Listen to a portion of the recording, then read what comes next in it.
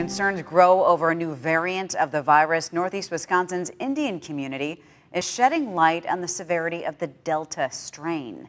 NBC 26's Valerie Juarez tells us what they're doing to help loved ones in India. Here at the Hindu temple in Kakana, they're offering prayers to the gods and goddesses as the Indian community worries about their loved ones overseas dealing with another wave of COVID. They hold on to hope for a miracle or at least strength and optimism. I personally have lost some family members in India. Kapil Rajwanshi, the temple's board chairman, he's lost 6 family members as a result of the Delta variant. My cousin brother, who was fully vaccinated, actually got COVID, and he passed away even after being fully vaccinated. Other people, I have 2 uncles who passed away.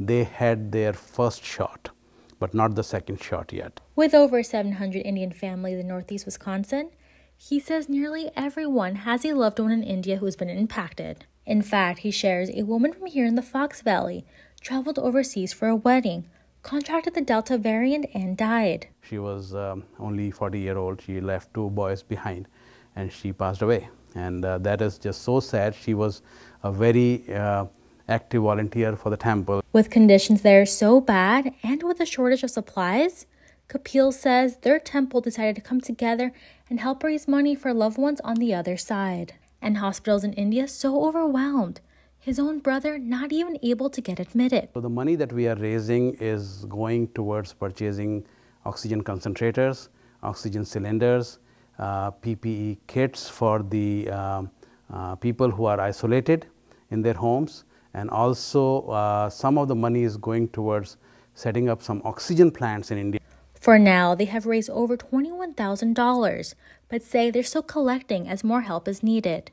In Kakana, Valerie Juarez, NBC 26. While advocates and experts are concerned, the variant hasn't spread much through Wisconsin yet. The latest numbers from the Department of Health Services show a total of 36 cases of the Delta variant in our state. Experts do expect it to become the dominant strain in the country and here in Wisconsin.